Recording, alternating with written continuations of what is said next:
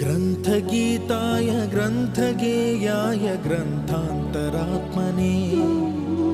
गीतलीनाय गीताश्रयाय गीतवाद्यपटवे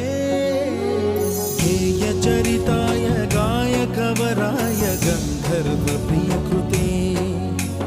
कायकाधीन विग्रहाय गङ्गाजलप्रणयवते गौरीस्तनन्दनाय गौरीहृदयनन्दनाय गौरभानुसुताय गौरीगणेश्वराय